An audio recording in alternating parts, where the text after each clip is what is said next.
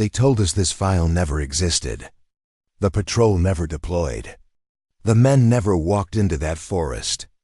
But the fragments recovered over the years whisper another story. A story of silence, of men swallowed whole, and of a forest that does not let go. What you are about to hear was buried deep inside Cold War archives, hidden behind false reports and redacted pages. The folder carried one phrase across the top in thick, fading red ink: classified, Operation Black Timber. The case was meant to be forgotten, dissolved into the fog of the era. But it never truly disappeared. Like the trees themselves, it lingers, waiting for someone to step back inside. The year was the late 1980s. NATO. Forces along the German-Czech border were stretched thin, patrolling forests that had been fought over, bombed, and abandoned for generations. Some places were nothing but wilderness scarred by old wars. Others were marked with concrete skeletons of bunkers, rusted watchtowers, and whispers of what the Soviets might have left behind. The soldiers stationed at Forward Operating Base Greystone were hardened, well-trained, and bored. Routine patrols, routine maps, routine silence. Until one patrol, one mission never came back. The orders were simple. 12 men would conduct a reconnaissance sweep of a sector codenamed Black Timber, a stretch of dense, overgrown forest that few dared to enter. The reason was never explained. On paper, it was just another patrol zone. But those who lived near its edge spoke of things moving between the trees at night, of hunters who vanished without a trace, of the forest itself shifting like it had a mind. Soldiers dismissed it as local superstition, the kind of ghost stories villagers tell to keep strangers away. But when the orders arrived, no one argued. Soldiers don't ask why. They march. What makes this operation different, what makes it terrifying, is not just that 12 men disappeared. It's that there were no signs of a fight. No gunfire reported. No distress call. No flares in the night sky. They were simply gone, as if erased, but fragments were left behind. A bloodied radio handset, the casing cracked, recovered weeks later in a farmer's field more than 5 miles outside the forest line. A journal, half burned, its edges singed as though someone tried to destroy it in a hurry. Coordinates scratched into the inside of a helmet numbers that led search teams in endless circles. These were the only pieces the military ever admitted to finding. Everything else was erased. Families were told the men had been reassigned, or killed in accidents, or never deployed at all. Official records contradict each other. Even the dates are wrong. But deep inside the shadows of the archives, Operation Black Timber remained. A file no one was supposed to open, and no one was supposed to read. Yet here it is. To understand what happened, we have to rewind. We have to return to the morning they left the wire, boots clean, weapons loaded, unaware that they were marching into something not of this world. The patrol assembled before dawn, their breath fogging in the cold. They shouldered rucksacks heavy with supplies, checked their rifles, and received their last radio codes. There was no briefing about danger, no mention of the strange reports tied to the forest. Just an order: sweep Black Timber, report findings. Return by nightfall. At 0600 hours, they crossed the boundary line. 12 shadows vanishing into the tree line, one after another. The mist closed behind them, and the forest swallowed their footprints. By 1800 hours, they were gone, never seen, never heard, never returned. This is the story of Operation Black Timber, the patrol that vanished, the patrol that morning looked like any other. 12 men, lined up in the gravel yard of Forward Operating Base Greystone, their boots crunching against frost as the sun fought to rise through a blanket of low clouds. Sergeant Holly walked the line, his voice clipped, steady, the kind of tone that carried weight. He was the type of man you didn't cross a career soldier, carved out of discipline and long campaigns. His men respected him because he never asked anything he wouldn't do himself. That morning, though, even he kept glancing at the tree line beyond the wire, As though measuring what lay ahead, Corporal Davis, the radio operator, carried the heavy PRC-77 set strapped across his back. He had a reputation for detail, every log precise, every transmission clean. If anyone would leave behind a record of what happened, it would be Davis. Then there was Private Morales, the youngest of the group, fresh out of training, still adjusting to the weight of his rucksack and the silence of these border forests. Morales joked too often, laughed too loud, the kind of kid who filled the air just to keep from thinking too much. On most patrols, the others rolled their eyes. On this one, they clung to his nervous chatter longer than they wanted to admit. The rest of the men were seasoned, nameless to outsiders, but real to each other, men bound by nights of boredom, sudden bursts of danger, and the constant routine of being told where to go and when to vanish. To them, Black Timber was just another set of coordinates. A point on a map they would march into, clear, and leave behind. Gear was checked twice. Magazines loaded.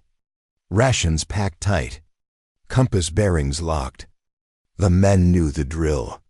Hawley barked orders, Davis confirmed frequencies, Morales adjusted his straps for the 5th time. And then, without ceremony, the gates opened, and 12 shadows stepped off into the fog. The first mile was ordinary. Mud, frost, the sound of gear shifting with each step. Radios carried only static. Morales cracked a joke about how the mist made it feel like walking through an old horror film, but nobody laughed. The deeper they went, the heavier the silence grew. By the 2nd mile, the birdsong had thinned to nothing. By the 3rd, even the wind seemed to have died. Black Timber was unlike the other forests along the border. The trees grew too close together, trunks knotted, their branches overhead like prison bars blotting out the sky. The men walked single file, rifles raised, boots sinking into black soil that smelled of wet iron. Morales muttered that it stank like blood. Hawley told him to keep his mouth shut. Halfway through the 4th mile, Corporal Davis reported interference. His radio hissed, crackled, then spat out bursts of sound like voices speaking backwards. Hawley told him to adjust frequency. Davis swore the dials weren't the problem. The interference was inside the signal itself. Hawley dismissed it. The forest had always been known to play tricks with signals. Mountains, iron in the soil, old Soviet equipment buried deep. Nothing unusual, at least not yet. Still, the men began to notice more. Compasses spun for seconds at a time before settling. The mist thickened into walls that clung to their uniforms, damp and heavy. Morales swore he saw something move between the trees too fast, too tall, but when he raised his rifle, there was nothing. Another soldier laughed it off. "Deer," he muttered, though no one had seen deer tracks that morning. By noon, the silence pressed so hard it felt alive. The men spoke less. Their boots hit the earth like muffled drums, every sound swallowed by the trees. Even their breathing seemed too loud. The forest forced itself into their skulls, made every man listen for what wasn't there. It was a scout at the front who broke the silence. He froze, lifted a fist, and pointed to the ground. The others gathered, rifles raised, eyes scanning the mist. There, in the mud, were boot prints. 12 sets, fresh. Too fresh. They matched the size, weight, and spacing of their own. The men exchanged glances. Sergeant Howell crouched, running a gloved hand across the prints. His jaw tightened. The tracks led forward, then curved. Around trees. Across the soil. The pattern twisted into a loop. Then back around. Until finally, impossibly, the prints circled right back to where the men were standing. Davis muttered, "That's not possible." Morales shook his head, wide-eyed, whispering, "We've been here already." Hawley stood, his voice low and cold. "Stay sharp. Eyes up. Weapons ready." He didn't say what they all knew. That they had been walking for hours. That they had covered miles. That these prints were theirs. And yet somehow, the forest had led them in circles. They hadn't even realized they were already trapped. The discovery of their own footprints rattled the squad more than they admitted. Soldiers weren't supposed to get lost. Not with compasses, maps, radios. Not with discipline drilled into their bones. And yet there they stood, staring at their own tracks, circling back on themselves like some cruel joke.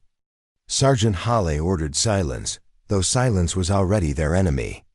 The men fell into formation, weapons up, eyes scanning the mist that clung to the trees like gauze. The deeper they moved, the stranger the forest became. Sounds arrived in fragments, broken and incomplete like echoes with no source. A crack of a branch that came from everywhere at once. A distant whistle, gone before they could decide if they'd heard it at all. Then came the clicking. Faint at first, like beetles knocking against wood. But rhythmic. Too deliberate. Tick, tick, tick. Pause. Tick, tick. The men froze, straining to hear. Morales whispered, "That's not an animal." No one disagreed. The forest seemed to breathe with them. When the men inhaled, the fog rolled forward. When they exhaled, the mist drew back. More than one soldier muttered prayers under their breath. Sergeant Hawley pressed them onward, his voice harsh, cutting through their fear. "It's tricks. Terrain plays games. Eyes forward." He spoke like a man trying to convince himself as much as his men. By mid-afternoon, shadows moved against the wind. Morales swore he saw one tall, angular, sliding between trees where no breeze touched the branches. He froze, rifle aimed, finger quivering on the trigger. But when the others swung their weapons around, there was nothing. Just fog, just trees. Hawley hissed in his ear, "Pull yourself together, Private. You fire that rifle at shadows, and you'll bring hell down on all of us." Morales lowered his weapon, but his eyes kept darting into the tree line, desperate for something to confirm what he knew he'd seen. Then they found the bunkers. Concrete hulks buried in moss and roots, relics from a war older than any of them. World War II fortifications, abandoned and forgotten, yet still standing like tombstones. The first bunker's steel door hung open, rust bleeding down its surface, hinges groaning in the wind. The squad swept the entrance. Hawley ordered Davis forward with his flashlight. Its beam cut through the dark, revealing helmets collapsed in piles, rifles rusted to the floor, and bones scattered like dice. Some human, some animal. The air smelled of mold and old iron, heavy with something else sulfur, faint but undeniable. On the walls, under layers of peeling paint, symbols had been carved deep into the concrete. Not words, not numbers. Jagged shapes that twisted when you stared at them too long, as though your brain couldn't decide what they meant.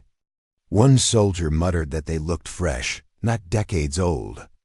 Davis scribbled notes in his journal, his handwriting jagged with haste. Later, his words would be found half-burned, but one line would remain legible. This place wasn't empty. Something waited here. The men argued whether to stay inside for the night or keep moving. The bunker offered cover, but none of them wanted to sleep among bones. Sergeant Hawley, true to his nature, chose discipline over fear. "We move. We camp outside the tree line. These walls hold ghosts. We don't need to join them," no one argued. As the sun dipped, the forest darkened fast, the canopy swallowing the last light. They set camp in a small clearing, the ground damp and uneven. Fires were forbidden slight, attracted attention, so they sat in darkness, helmets resting against their packs, rifles across their laps. Davis tapped faintly at his radio, trying to punch through the static. Occasionally, fragments of sound leaked through, distorted voices like underwater speech. None of it made sense. None of it sounded human. The forest did not rest. All night, the clicking came and went, closer, then further, circling them like wolves. Men whispered, swore, prayed. Merrills muttered that something was watching them. His eyes were wide, darting from shadow to shadow. Hawley barked at him to sleep, though none of them truly could. And then it came. A scream, not close. Not far, somewhere in the endless trees. High-pitched, raw, like a man dying slow. Every soldier snapped awake, rifles raised, hearts pounding. Hawley counted quickly 1, 2, 3. 11, all present. None missing. Yet the scream had been human, unmistakably human. The sound rose again, warping, stretching into a wail that faded into the fog until nothing remained. The men stared at one another, eyes reflecting the fireless dark. No one dared speak. Because if all 12 of them were there, then who? Or what had been screaming in the woods? The forest answered with silence. Morning came late in black timber. The fog did not lift with the sun. It thickened, settled, smothered the camp like a wet shroud. The men stirred in silence, eyes sunken from a night without rest. They moved stiffly, checking rifles, shaking moisture from gear, trying not to speak of the scream they'd all heard. It was Morales who noticed first. One of the sleeping bags was empty, neatly unzipped, boots still at its side, rifle leaning against a tree. Its owner, Private Kincaid, was gone. No tracks, no signs of a struggle. Just gone. The squad erupted with shouts, men scattering through the mist, calling his name, searching the tree line. Sergeant Hawley cut them off with a voice like thunder. "Hold formation. Back to camp, now." The men obeyed, though panic clung to them like the fog. They returned to the empty sleeping bag, staring at it as though the fabric itself might explain what had happened. Hawley crouched low, scanning the earth. Nothing. The soil was damp, soft enough to hold a footprint. But Kincaid had left no mark. He had simply vanished between one breath and the next. The radio crackled. Davis nearly dropped it as a voice bled through the static, distant, broken, but urgent. ... Turn back. Not authorized. Leave now. Then only white noise, hissing loud, a scream of static that made the men wince. Davis tried to adjust frequency, sweating as he twisted the dials. Nothing. The signal was gone. For the first time, Hawley hesitated. His jaw clenched, eyes darting to the fog that pressed in from all sides. "Pack it up. We move." His voice was iron, but the men heard the doubt beneath. Merrill's muttered prayers under his breath as they marched. He clutched his rifle too tightly, finger twitching along the trigger guard. "I saw eyes last night," he whispered to no one in particular. "Yellow eyes. Right in the tree line. Watching us." Another soldier spat. "Fog tricks. You're green, Morales. Everything looks like monsters out here." But even as he said it, his eyes betrayed unease.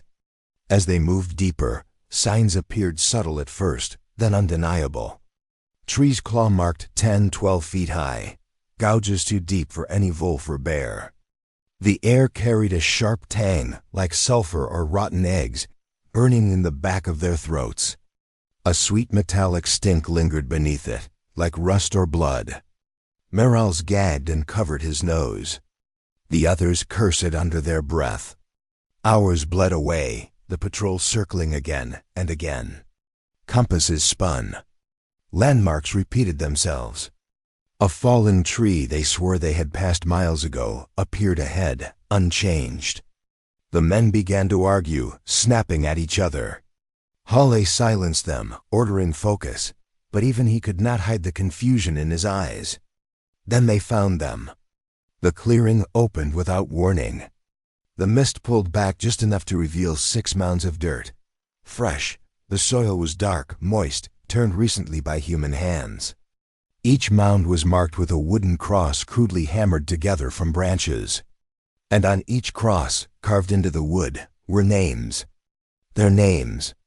The men stood frozen, staring at their own graves. Private Ellison bent forward, tracing a finger across the rough carving of his name. The wood splintered under his touch, flakes of bark falling like ashes. He turned, eyes wide, voice trembling. This is a joke, right? Someone's screwing with us. No one laughed. Davis whispered, "How the hell would anyone know our names?" The fog pressed closer, swallowing the edges of the clearing. Morales dropped to his knees, sobbing quietly, his rifle clattering against the dirt. Hawley yanked him up by the straps of his gear, forcing his eyes forward. "It's psyops," he growled. "Soviet mind games. That's all it is. They want us scared. They want us broken." His words were steel, but his hands shook. The silence returned. The clicking began again. Louder this time. All around them. Tick dash tick dash tick. Pause. Tick tick. From the trees, from the soil, from the very air. The men raised rifles, spinning in circles, eyes darting at shadows. The sound grew faster, sharper, filling their skulls. Then it stopped. The clearing held its breath. And from somewhere in the trees came a low, guttural laugh. Not human. Not animal. Something stretched between the two, mocking, vibrating through their chests. Merrill screamed and fired into the fog, muzzle flashes tearing the silence. The others held fire, but their hands were shaking, knuckles white against their weapons.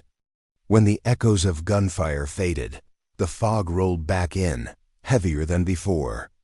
The graves waited, silent, each mound untouched. The crosses still bore their names. Sergeant Hawley lowered his rifle, his voice ragged now, stripped of certainty. "We move, now stay tight." Eyes sharp, the men obeyed, though they carried with them something heavier than their packs, the knowledge that the forest already knew them, that it had prepared their graves, that it was only a matter of time before each one was filled. The forest pressed closer with every step. The mist clung to their faces, damp and cold, curling in their nostrils like smoke. The patrol moved tight now, rifles raised, boots crunching in rhythm that sounded too loud against the silence. No one spoke. No one dared. The graves were behind them, but the weight of them stayed. Each man felt the dirt on his skin. The crosses carved with his name etched into the back of his skull. It began with movement. Not one, not two shapes. Tall, wrong. Flickering between trees, faster than the eye could catch. Merrill spotted one first, jerking his rifle up. "Contact," he shouted, but the words cut short. Because when the shape stilled, there was nothing but fog. Then another soldier saw it. And another.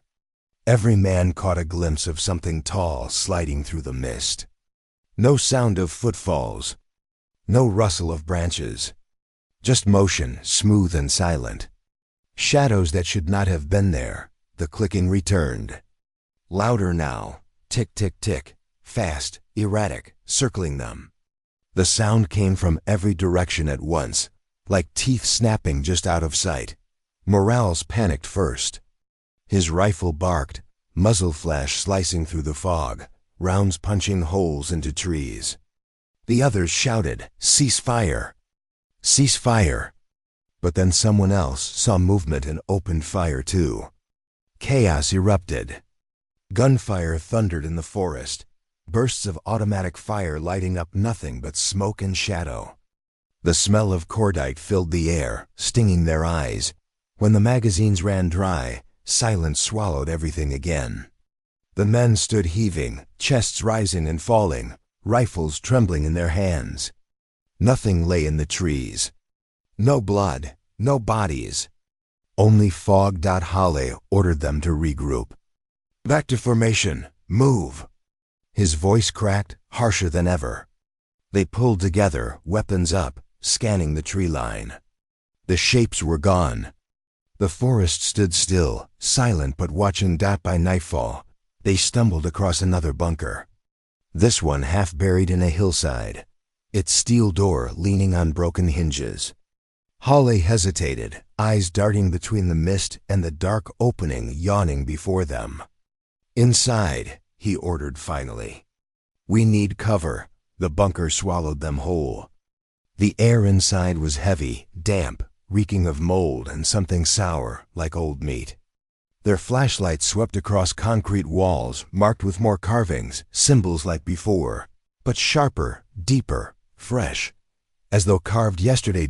They set down packs, leaning rifles within reach.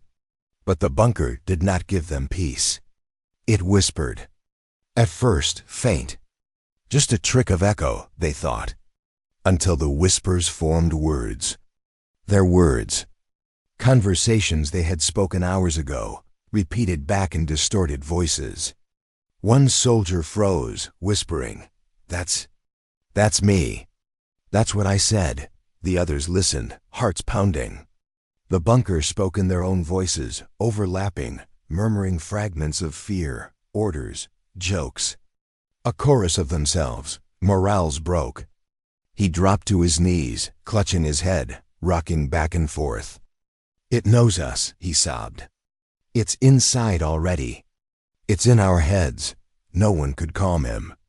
Halle grabbed him by the collar, shouting in his face, Hold yourself together, soldier. But Morales only cried harder, screaming that the walls were listening. The whispers swelled. Another soldier snapped, screaming, Shut up! He raised his rifle to the concrete wall and unloaded, the thunder inside the bunker deafening. The muzzle flash lit his face twisted with terror. When the gun clicked empty, silence returned. And then he turned the weapon on himself. The shot rang out like a hammer blow. The squad froze, ears ringing. Blood sprayed across the floor, mixing with the damp and the dirt. The man collapsed, twitching once, then still. No one spoke for a long time. Their breaths came ragged, eyes darting at shadows that seemed to move across the bunker walls. Hale's face was pale, his jaw rigid. We leave at dawn, he said at last, his voice hollow. We push through. We break out of this forest. No one argued. That night no one slept. They sat in darkness, staring into corners where the whispers crawled, their nerves stretched thin as wire. The bunker gave them no safety. Only a roof to hold the voices closer. When the first light bled through the cracks of the doorway, Haile gave the order to move. They gathered their gear, stepping over the body of their fallen comrade. No one spoke his name. No one dared. Outside, the fog greeted them like an old friend, cold, heavy, waiting. They fell into formation, boots sinking into damp soil. The forest creaked around them, whispering, watching. The clicking returned softer now, but constant, like something pacing just behind their ears. It was Davis who noticed first. Boot prints in the mud. Dozens of them. The men raised rifles, eyes darting, searching for another patrol. But when Davis knelt, shining his light across the ground, his voice cracked. They're ours, he whispered. The prints matched them exactly. Their treads. Their spacing. But the soil was wrong. The prints weren't fresh. They were old. Days old. Boots that had passed this way before. Boots that belonged to them. The men stared down at their own path, marked not once but over and over, as though they had been walking in circles for days, retracing steps they didn't remember. Morales whispered, We've already been here. The fog shifted. The clicking grew louder. The forest closed in, and the men realized they were chasing themselves through black timber. By now the men were walking in near silence, as if sound itself had turned against them. Every word they spoke seemed to hang in the fog too long, echoed back a half-second late, twisted and wrong. Even Sergeant Haile, who had never once allowed fear to infect his orders, had gone quiet. He marched with his rifle tight against his chest, eyes darting into the mist, jaw locked as though clenching his teeth kept the forest from crawling inside him. Corporal Davis fiddled with his radio, adjusting dials, tightening wires, doing anything to keep his hands busy.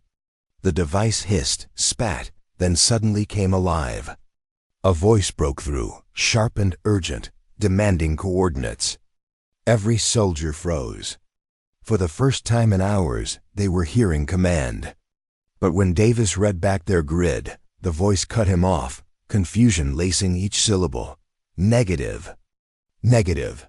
Those coordinates. They don't exist. The line went to static. Davis repeated the numbers again, louder, his voice cracking. The reply came distorted, broken, before fading into white noise. You are not where you should be. Then silence. The forest seemed to press in tighter after that. The men exchanged glances, each one reflecting what the others were thinking, but none dared say aloud that they weren't just lost. They were somewhere else entirely. Halle growled for them to keep moving, pushing them forward with sheer force of will. His face glistened with sweat despite the cold. The clicking had returned, faint at first, then building. It moved around them like something circling prey. Sometimes it was ahead, sometimes behind. Always too close. Then it began. Private Allison was walking second from the rear. He said nothing. No shout, no warning. He was simply there 1 second and gone the next. His pack slipped to the ground where he had stood, strap still buckled, rifle leaning in the mud. The men froze, staring at the empty space, then at each other. Ellison? Halle barked. Nothing. Davis scrambled to the radio, calling his name. As if the forest had reception, it shouldn't. No reply. Panic spread fast. The formation tightened, soldiers bumping shoulders, weapons trembling as they spun in circles. The clicking grew louder, rapid now, almost frantic. Echoing in their skulls. Another man vanished. No scream, no sound of movement. Just gone. His boots still planted in the soil, his body stripped from them in the blink of an eye. Morales screamed, stumbling backward, pointing his rifle into the fog. They're taking us. He shrieked. They're pulling us out of the world. Gunfire ripped through the mist, the squad firing wild in every direction, muzzle flashes tearing open the dark. Bullets chewed bark, ricocheted off stone, hissed into nothing. The smell of gunpowder filled the air, mixing with the sulfur stink that clung to the trees. Halle shouted for ceasefire, his voice drowned by chaos. Hold your fire, hold it. Slowly, reluctantly, the shooting stopped. The forest answered with silence. Then the clicking returned, closer than ever. Davis dropped to his knees, scribbling in his journal with frantic strokes. His hand shook so hard the letters bled together. Later, investigators would find the page half burned, but one line remained, smeared in black ink. Something's rewriting our path. The patrol tried to run. Halle barked for a sprint, his voice cracking. The men obeyed, boots hammering against the ground as they pushed through the fog. But the forest did not move like it should. Trees shifted places. Paths bent back on themselves. No matter how fast they ran, the clicking stayed with them, just out of sight, just behind their ears. One by one, more men vanished mid-stride. A soldier at the rear tripped by the time the others looked back. Only his helmet lay on the soil, spinning in the dirt. Another disappeared mid-leap, his rifle clattering against roots as though ripped from his hands. The survivors broke ranks, running blind. Morales screamed until his voice cracked, shouting prayers, curses, anything to drown the sound of the clicking. Halle grabbed him, yanking him forward, dragging him through the fog. Keep moving. He bellowed. The radio sparked again, filling with distortion. A voice bled through raw, panicked, cut by static. Davis shouted into the handset, but the words that came back chilled them all. Black timber is not natural. Do not enter. Do not. The line cut into a scream of static. Gunfire erupted again, short, panicked bursts. Soldiers shouted names that dissolved into the fog. The clicking grew louder, metallic, insect-like, drilling into their skulls. It was not outside anymore. It was inside. Then one final transmission. Davis's voice, broken, terrified, clawing through the static. Black timber. Not natural. Do not enter. The words echoed once, twice, then silence. The forest swallowed the rest. By the time night fell, only the mist remained. In the months that followed, the official record claimed nothing unusual had happened. The 12 men of the Greystone Patrol were declared missing in action, presumed dead. Families received folded flags, carefully worded letters, and the empty comfort of a line that read, "They gave their lives in service." No details. No explanations. Just absence. But behind the curtain of military ceremony, search teams were dispatched. Special units combed the Black Timber sector for weeks, moving through the same suffocating fog, the same twisted corridors of trees. They found no bodies, no shell casings, no gear beyond a few scattered fragments. Yet what they did recover only deepened the mystery. One team returned with Corporal Davis's journal, its cover scorched black, half its pages reduced to ash. What remained was frantic, words scrawled sideways in the margins, sentences running off the page. The last line was underlined twice, jagged, desperate. "It knows us. It rewrites the ground beneath our feet." Another team brought back a helmet. The steel was gouged with deep claw marks, raked across the surface in parallel lines far too wide for any blade. Inside, scratched into the metal lining, were numbers, coordinates that led to nowhere. The grid did not exist on any map. When analysts tried to plot them, they ended in blank space, as if pointing to a location that had been erased. A compass was found, its needle spinning endlessly no matter how still it was held. Radios, cracked open for examination, emitted faint whispers long after their batteries were removed. Engineers swore it was interference, but when the recordings were played back, the voices were familiar. They belonged to the missing men. Still, the search yielded no trace of the patrol. Eventually, the operation was shuttered. Reports were buried under classification stamps. Files were sealed and locked away. And just like that, the 12 soldiers were erased from official memory. Yet stories lingered. Locals near the forest spoke of strange lights weaving through the treetops, of silhouettes moving against the mist at night. Hunters claimed to hear the clicking echo from the depths of the timber, following them until they fled. A handful never returned at all. Whispers spread through the barracks at Greystone, too. Men said the patrol had been taken as part of a Cold War experiment gone wrong, an attempt to weaponize something the Soviets had awakened, or perhaps something older the forest had always hidden. Others claimed it was not human at all, that the forest itself was a predator, alive, feeding on those foolish enough to march into its heart. None of the theories fit. None could explain the graves carved with their names, waiting in the soil before they died. None could explain how men could vanish without sound, without struggle, leaving only boots and rifles behind. The file was locked, sealed with layers of secrecy. But even a locked file casts a shadow. Operation Black Timber remains one of those shadows, a story told in whispers, a caution passed from soldier to soldier. Somewhere in that forest, 12 men are still missing. Perhaps they are dead, buried deep where no one will ever find them.